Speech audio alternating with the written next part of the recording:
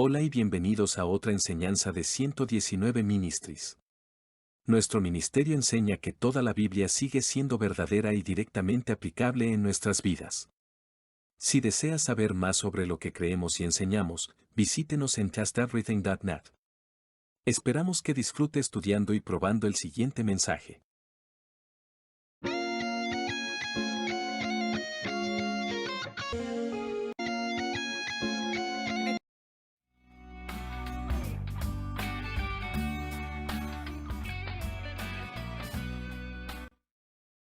Santiago, capítulo 5. La oración de un hombre justo es poderosa y eficaz. Estoy convencido de que la gente es simplemente rara. Huelen algo mal y dicen, oh, cielos, esto es asqueroso. Huélelo. ¿Y cómo respondemos? Ponemos una cara extraña, hacemos una pausa y luego decimos, está bien. Lo triste aquí es, ¿cuántos de nosotros hacemos esto con el pecado? Sabemos que algo está mal. Sabemos que debemos rechazarlo e ir en la dirección opuesta. Pero, ¿con qué frecuencia decimos está bien y participamos de todos modos? Hebreos, capítulo 12, en su lucha contra el pecado, todavía no han resistido hasta el punto de derramar su sangre. Mi pregunta para ti hoy es esta, ¿estás siquiera luchando contra el pecado? ¿O te rindes en el segundo en que cualquier tentación se cruza en tu camino? ¿Eres presa fácil para el enemigo? Una vez jugué en un equipo de voleibol que era muy competitivo. Nuestros capitanes siempre nos decían que buscáramos los enlaces, aquellos que eran los eslabones débiles del equipo contrario. Ellos serían nuestros objetivos de la noche. Y funcionaba siempre. Incluso cuando los jugadores más talentosos del equipo contrario intentaban ayudar a su compañero, dejaban su posición vulnerable también. Nuevamente te pregunto, ¿eres presa fácil para el enemigo? Para tu información, tu pecado no solo te afecta a ti. Tiene el potencial de afectar a muchos a tu alrededor. El problema, al parecer, es que categorizamos el pecado. Tendemos a creer que este pecado no es tan malo, y que aquel pecado no es malo en absoluto comparado con este otro o aquel. La pregunta entonces es, ¿qué tan malo tiene que ser lo malo para ser considerado malo? Suena confuso, lo sé. El punto es este, pecado es pecado. Y el pecado es desobediencia a la palabra de Dios, la ley. Primera de Juan, capítulo 3, todo el que peca, infringe la ley, de hecho, el pecado es infracción de la ley. Cuando categorizamos el pecado en nuestras propias escalas, tendemos a creer que las cosas pequeñas no nos harán daño.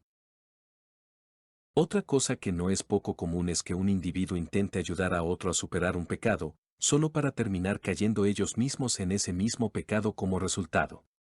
Es como si tuvieran la llave de la celda de la prisión en la que está su amigo, pero en lugar de liberarlo, simplemente se unen a él en esa celda.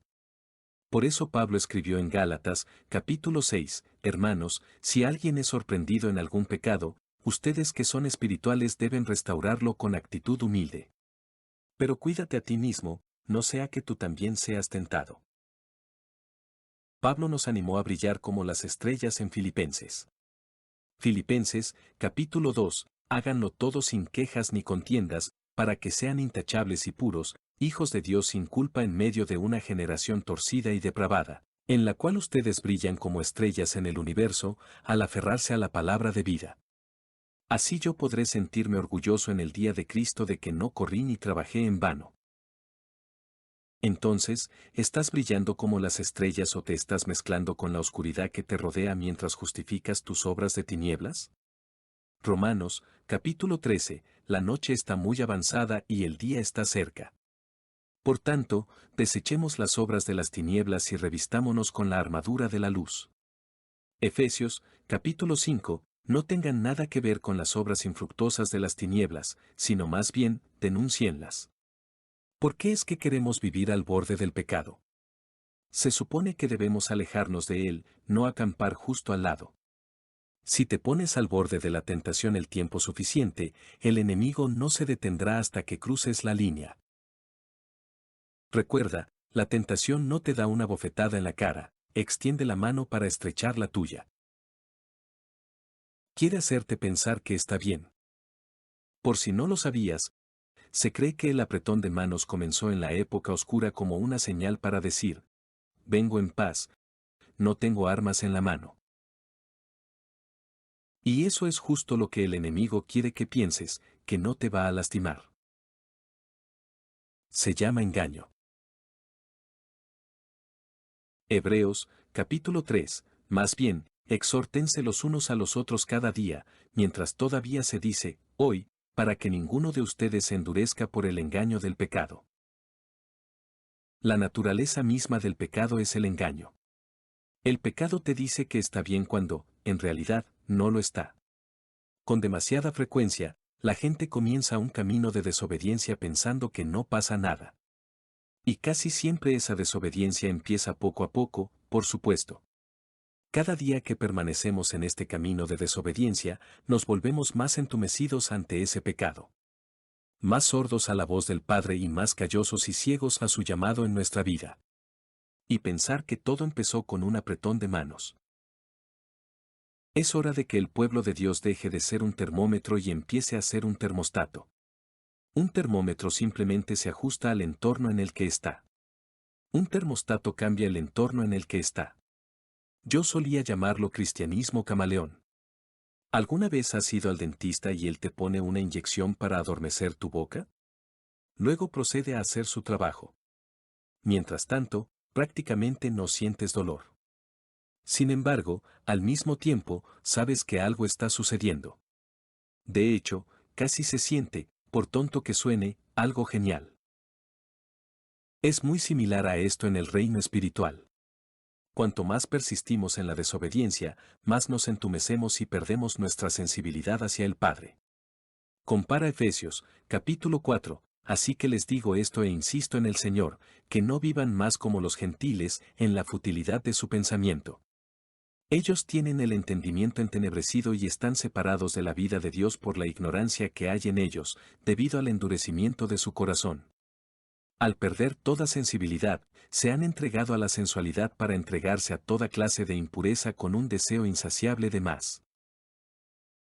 Tal vez estés pensando, yo no he perdido toda la sensibilidad. Pero mi pregunta es, ¿quieres perder siquiera un poco? ¿Realmente queremos despertar un día y ser como Sansón? Jueces, capítulo 16, entonces ella gritó, Sansón, los filisteos te atacan. Él despertó de su sueño y pensó, saldré como antes y me libraré. Pero él no sabía que el Señor lo había abandonado. Yeshua dijo en Juan, capítulo 8, Jesús les respondió, les aseguro que todo el que peca es esclavo del pecado. Este camino que se nos da no es un llamado a la conveniencia, es un llamado a la santidad. Y como dice Hebreos, esfuércense por vivir en paz con todos y por la santidad, sin la santidad nadie verá al Señor. La santidad no es solo separación del pecado, es separación para Dios. Porque la separación del mundo solo te convierte en un fariseo.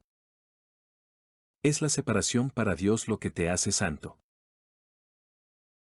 ¿Qué permitimos en nuestras vidas que simplemente no debería estar allí? Una vez alguien me dijo, soy lo suficientemente maduro, sé cómo manejarlo. Pensé para mis adentros, ¿suficientemente maduro? E inmediatamente recordé el versículo. Primera de Corintios, capítulo 14, hermanos, dejen de pensar como niños. Sean bebés en lo que respecta al mal, pero en su modo de pensar, sean adultos. En lo que respecta al mal, sean bebés. Hace muchos años, cuando aún era adolescente, recuerdo que escuchaba un disco en mi habitación. Mi hermano estaba de visita con su familia y mi sobrina de 2 años escuchó la música, así que entró y empezó a bailar. Fue muy divertido. Pero la siguiente canción empezó y, aunque era una canción graciosa, en realidad comenzaba con una música muy inquietante, de hecho, algo aterradora. El rostro de mi sobrina pasó de la alegría y la risa al miedo inmediato. En lo que respecta al mal, sean bebés. ¿Deberíamos realmente creer que somos fuertes y lo suficientemente maduros para manejar algo? En lo que respecta al mal, sean bebés. Hace varios años, recuerdo haber visitado a mi familia en las montañas del norte del estado de Washington, a una milla al sur de la frontera con Canadá. Una mañana salí a caminar. Llevaba 2 palos bastante grandes en mis manos, ya que estaba constantemente atento a los pumas, caminando suavemente y mirando siempre a mi alrededor. Me topé con un ciervo, un gran macho. Me quedé helado. No me vio. De todas las cosas, tuve que rascarme la nariz, así que levanté la mano lo más lentamente que pude. El ciervo se puso alerta y me miró fijamente. Nuevamente me congelé, pero él comenzó a alejarse de mí, mirando hacia atrás constantemente mientras se perdía entre la maleza. No se arriesgó. Para nada. En el segundo en que sintió el peligro, se fue. ¿Qué tan cuidadosos somos en nuestro caminar espiritual cada día? Primera de Pedro, capítulo 5, sean sobrios y estén alerta.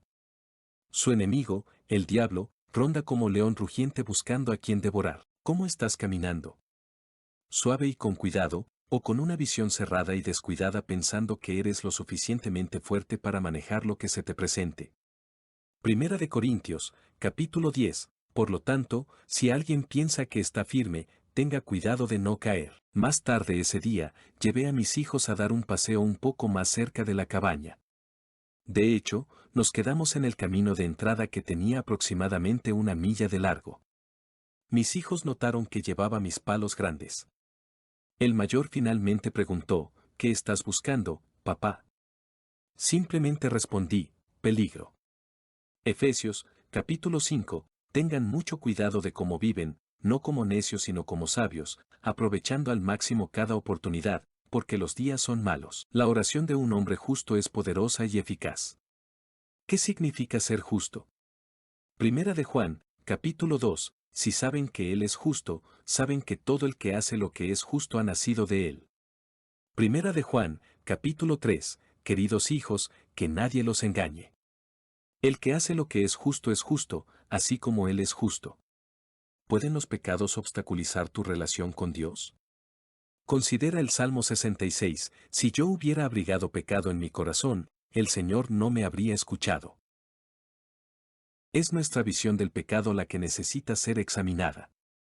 En Lucas 15, leemos la historia del hijo pródigo. Repasemos una pequeña parte. Lucas 15, así que se levantó y fue a su padre. Pero cuando todavía estaba lejos, su padre lo vio y se llenó de compasión por él, corrió hacia su hijo, lo abrazó y lo besó. El hijo le dijo, Padre, he pecado contra el cielo y contra ti. Ya no soy digno de ser llamado tu hijo. Pero el padre dijo a sus siervos, pronto, traigan la mejor ropa y vístanlo. Pónganle un anillo en su dedo y sandalias en sus pies. Observa su confesión, Padre, he pecado contra el cielo y contra ti. Ya no soy digno de ser llamado tu hijo. Contra el cielo y contra ti. Compara la confesión de David en el Salmo 41. Yo dije, Señor, ten misericordia de mí, sáname, porque contra ti he pecado. Hasta que no veamos el pecado como algo contra Dios, no lo vemos correctamente. Primera de Juan 1, Dios es luz, en Él no hay tinieblas en absoluto. ¿Cómo podemos tener comunión con Él si caminamos en tinieblas, aunque sea solo un poco de tinieblas? Es interesante notar cómo el autor de Hebreos fue muy claro al decir que el pecado no es lo único que puede detenerte en el Señor. Compara Hebreos, capítulo 12, por tanto, ya que estamos rodeados por una nube tan grande de testigos, despojémonos de todo lo que estorba y del pecado que tan fácilmente nos enreda, y corramos con perseverancia la carrera que nos ha sido trazada. Puede haber cosas en tu vida que no son pecado, pero sabes que te están frenando en tu caminar con el Padre. Como discutió Pablo en Primera de Corintios, uno podría decir, todo me es lícito, pero no todo me conviene. Todo me es lícito, pero no me dejaré dominar por nada. ¿Hay algo en tu vida que realmente no te beneficia? ¿Hay algo en tu vida que realmente te ha dominado? Oh, claro, no es pecado, pero al mismo tiempo, no pertenece a tu vida. ¿Alguna vez has considerado pedirle al Padre que te revele ese tipo de cosas que pueden estar en tu vida? Es hora de que todos sean honestos consigo mismos. ¿Alguna vez has escrito tus pecados en un trozo de papel? Te animo a que escribas tu nombre completo en la parte superior de una hoja de papel y comiences a enumerar el pecado que tienes en tu vida. Es difícil de hacer porque nadie quiere ver cómo se ve en blanco y negro. Sin embargo, considera las palabras de Pablo a los romanos. Por la gracia que me ha sido dada, digo a cada uno de ustedes que no piense de sí mismo más de lo que debe pensar, sino que piense de sí con moderación, conforme a la medida de fe que Dios ha repartido a cada uno. Ahora bien, toma una hoja de papel, escribe tu nombre completo y empieza a enumerar tu pecado junto con aquellas cosas que están en tu vida que tal vez no sean pecado, pero sabes que te mantienen enredado. Sé honesto. No intentes engañarte a ti mismo. En serio, podrías engañar a un amigo. Podrías engañar a un pariente. Pero no intentes engañarte a ti mismo. Eres quien eres cuando nadie te mira. Cuando termines, realmente termines, ora, confiesa y arrepiéntete. Toma ese trozo de papel y quémalo, representando tu decisión de eliminar ese pecado de tu vida para no volver a encontrarlo jamás. Santiago, capítulo 5. La oración de un hombre justo es poderosa y eficaz. ¿Quieres que tus oraciones sean poderosas y eficaces? ¿Quieres ser utilizado? Segunda de Timoteo, si alguien se mantiene limpio de estas cosas, será un instrumento para fines nobles, santificado, útil al maestro y preparado para toda buena obra. El Padre quiere usarnos. Él anhela usarnos. Pero si nos aferramos a cualquier pecado o permitimos que algo nos domine, eso, como mínimo, limitará cómo nos usa e incluso tendrá el potencial de hacer que no nos use en absoluto. Es hora de ser utilizados por el Padre. Oramos para que hayas sido bendecido por este mensaje. Recuerda, continúa probándolo todo. Salom.